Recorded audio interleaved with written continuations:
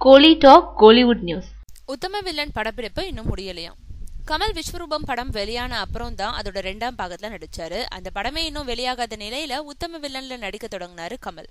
ஆனா இப்போ அந்த படமும் இன்னும் முடிவடையாத நிலையில திருஷ்யம் ரீமேக்கான பாபநாசம் படத்துல நடிச்சுக்கிட்டு இருக்காரு. இதுக்கு என்ன காரணம்னு விசாரிச்சப்போ விஸ்வரூபம் 2 படப்பிடிப்பு முடிஞ்ச போதும் போஸ்ட் ப்ரொடக்ஷன்ஸ் வேலைகள் இன்னும் முடியலையா. ஏற்கனவே படத்தை தயாரிக்கும் ஆஸ்கர் பட நிறுவனம் 150 கோடி பட்ஜெட்ல படத்தையும் தயாரிச்சிருக்கிறதோடு அந்த படத்தை தீபாவளிக்கு வெளியிடும் வேலைகளையும் ஈடுபட்டிருக்கிறதுனால விஸ்வரூப வேலைகள் தற்காலிகமா பேக் அடிச்சிருக்கான். அதோடு லிங்குசாமி தயாரிச்சுட்டு வந்த உத்தம வில்லன் படப்பிடிப்பு அதிக வேகத்தோட நடந்து வந்த போதும் அஞ்சன் படம் கொடுத்த நஷ்டம் காரணமா உத்தம வில்லன் படப்பிடிப்புக்கு சில சிக்கல்கள் ஏற்பட்டுச்சான்.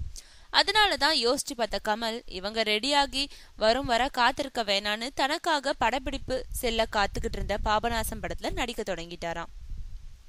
ஆக கமல் நடிச்சிருக்கோம் விஸ்வரூபம் 2, உத்தம வில்லன், பாபநாசம், இந்த 3ல எந்த படம் முதல்ல திரைக்கு வரும்ன்றது புதிராதான் இருக்கு.